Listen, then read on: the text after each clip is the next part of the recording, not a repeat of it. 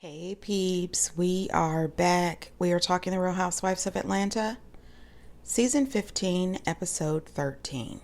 Hey, before we get into the video, please do me the honors of subscribing to my channel, hitting the notification bell so you can always be notified when I post new content, hitting the thumbs up because that does wonders for my channel, and share. Thanks. Before we get into the show, let's talk a little bit about Crappie Lake. So these last couple episodes of Crappie Lake is still good for me. I am still loving the Lucy and Ethel vibe that we are getting from Sonia and Luann, as well as sort of the Laverne and Shirley vibe. These two girls are super cute. Sonia at the Dairy Queen thinking that she can get soy whipped cream cracked me up. Girl, it's the DQ. By the way, peeps, did I ever tell you that my very first job was at the Dairy Queen? Very first day on the job, I set off the silent alarms. It was downhill from there. Anyway, what else that I thought was hilarious is the fact that both Luann and Sonia are lactose intolerant. They are too damn much. Now, the two of them at the dog shelter, I was so excited about them helping out the shelter. First of all, I love puppies. Love, love, love puppies. Do I own one? No. Am I thinking about getting one? Absolutely, because they're so adorable. Anyway, I was so sad to find out that they didn't have any outside play area. So it was really, really exciting when Luann and Sonia just took the money out of their own pockets and paid for the new fencing areas to be put up for the dog's safety so they would have somewhere to play, and I was really excited about that. Now, Sonia complaining about the prices at the consignment shop. I said, come on, not Sonia Morgan.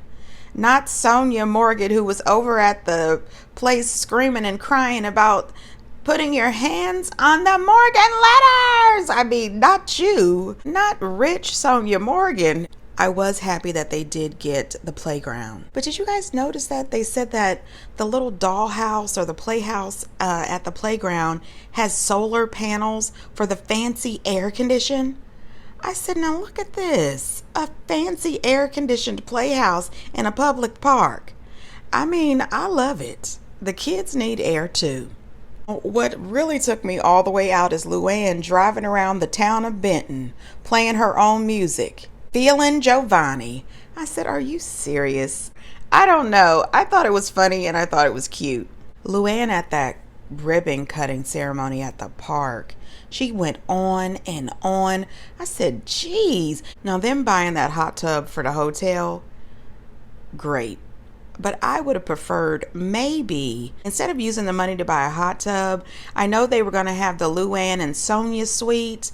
Maybe the hot tub money could have been used to get new comforter sets and new sheets for the other rooms. Now, Sonia and Luann trying to write a song, that was terrible. Luann trying to throw shade, talking about she's got her own Pandora station.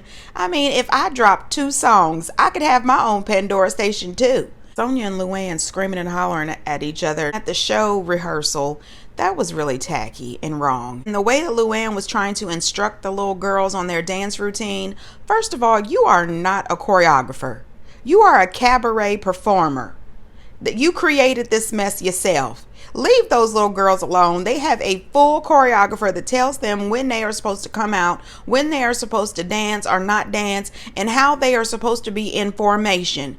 You just sit there with that bad wig on and be quiet. I didn't appreciate that. Luann was being rude. Anyway, you guys, like I said, I am still enjoying Crappie Lake. Get down in the comments and let me know what you think. So, back to Atlanta. When the show starts off, the ladies are all excited. They're getting ready for Christmas. And one thing I have to say is I want to give Marlo some points. Marlo is not my favorite. But what I do love is no matter what holiday it is, Marlo gets those boys together and they create a beautiful holiday photo. And I think that it's beautiful family photos. I even love her Halloween photos. I mean, they really do it up. And one thing I also want to give Marlo a few points for is when her nephew said that he wanted to meet Scottley, she said, oh no, it's too soon for me to introduce you to him. I'm not going to introduce you to him right now. I said, all right. Thank you, Marlo. It's too soon to be introducing this man to these kids. I wish more parents, Monties, or whoever would consider that. Then we see Sanya having a conversation with her sister, and Sanya is very emotional. She is always crying when she's talking to her sister. The thing is, I think that Sanya is 100%, she just loves her sister. She just loves her sister. She wants everyone to be happy. But for me, I think that her sister has some valid points, but her points are hidden behind the nastiness. You know, I don't appreciate any of it. And my thought is this: if you have so many boundaries and there are so many things that Sanya does that you just don't like, get the hell out. Get your own job. Take care of yourself, your husband, and your kids. Go on about your business and live your life and just be Sanya's sister. It's too much. It really is. I cannot fathom being someone's sister. You live in my house. I'm also your employer, so you get a paycheck for that. And then you talk to me any old kind of way. No, ma'am. Move the hell out so that we can just have a sister relationship. I'm just saying, that's just my opinion. Get down in the comments and let me know what you think. Now, honey, listen, Candy meets up with Cynthia. I said, oh, shoot, the cheekbones is back. And you know what? I enjoyed Cynthia. I really did. And I'd like to see Cynthia back. If you're not going to bring her back to Atlanta, put her in the Beverly Hills. I'm just saying, my goodness. So Cynthia says that she's back in town more. And, you know, she didn't want to talk about her divorce. And I don't blame her. She said, I'm here as a friend of... You ain't paying enough for me to tell you about this divorce. I'm just saying, no ma'am, you're not about to do it to me. So Candy explains to her the situation with Drew. And, you know, I'm with Candy on this. But at the same time, I would like to say, get in the comments, peeps. Who really gives a damn if Drew kissed LaToya? I don't really care. And I hope that they don't drag this out for any more episodes. I think this is the second episode that we've been going back and forth about this Drew LaToya thing. Let this be over. Candy is standing on this. She is not going to change her mind. She is not going to miss words. She is really upset. She doesn't appreciate that Drew is trying to act as if Candy's eyes didn't see what she says she saw. She says that she was very offended that Drew was trying to peg her as a liar and trying to say that Candy was producing. Now, honey, listen, I think that Candy produces, Kenya produces, Marlo definitely produces, Sheree produces. I think all these girls on all the franchises have their moments where they're always trying to produce. But I don't think that Candy was trying to produce this part. I think that Candy truly did see Drew kissing LaToya. But that's just, you know, my opinion. Candy thinks that it's possible that she doesn't want to say it because of her marriage. And I believe that. I think that she doesn't want Ralph to know that she was kissing LaToya, but I also don't think she wants her mom or her children to know it. So when she tells Cynthia about this movie and that Drew has a part in it, Cynthia throws her hat in the ring. She said, listen, I don't know if you're fully cast or not, but if you got a role that involved high cheekbones, you know, give me a call. And I said, Lord have mercy, everybody and their mama is trying to throw their hat into getting this movie. And you know what? I can't blame them, because if Candy and I were friends, I'd be doing the same thing. Hey girl, listen, you got anything for a voluptuous woman? Because I'm in, you know, call me girl. I'm just saying. Now Kenya and Brooklyn, listen, Kenya and Brooklyn always melt my heart. And Brooklyn getting a little bit jealous over the cute little baby, which Kenya was babysitting, which I believe she says is her cousin's baby. I'm not really sure.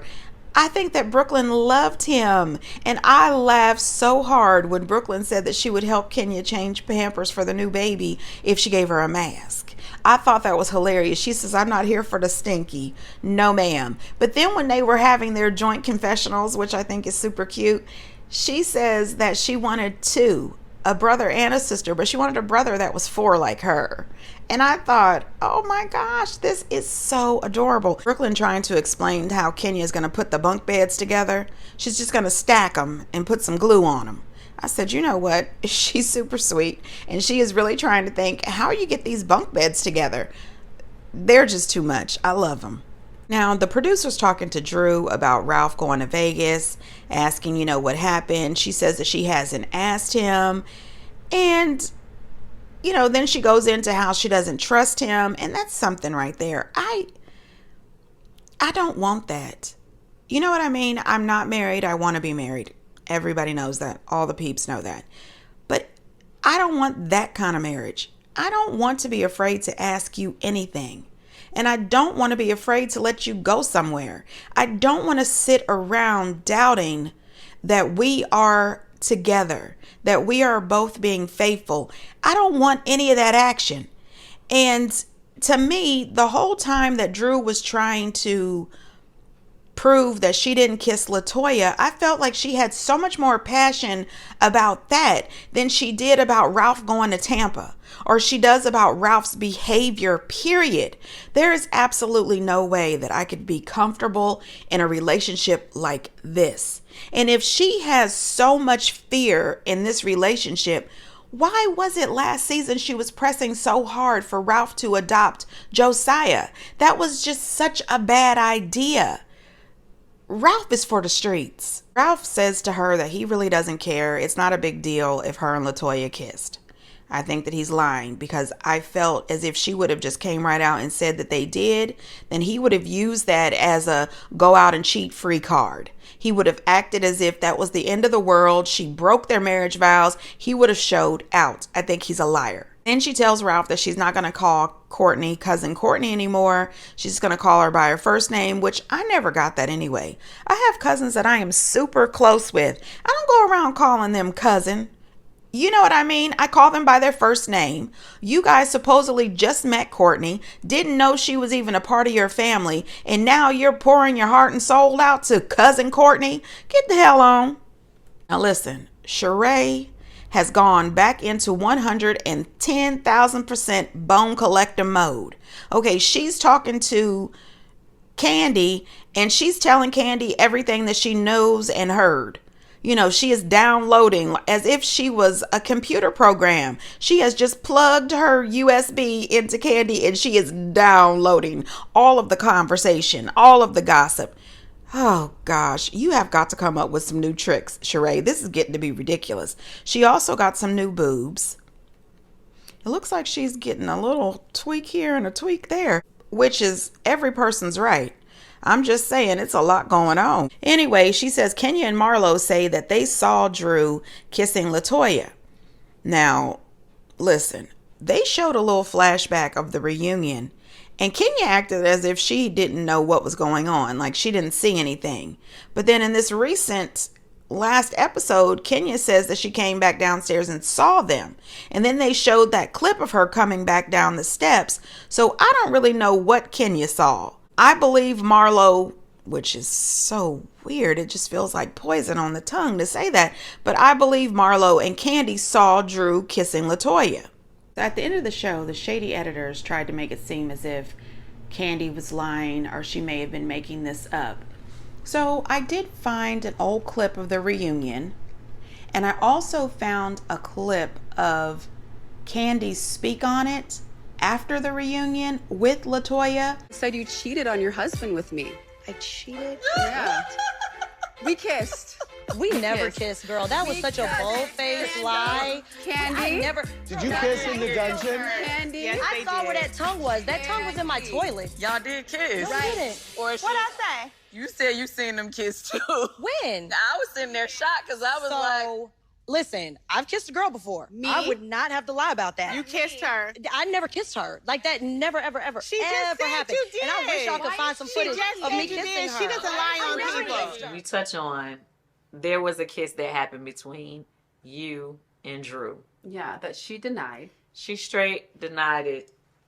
We had a moment, okay, at the private bachelorette party that we thought wasn't being filmed at all. You know, the kiss. You saw the kiss.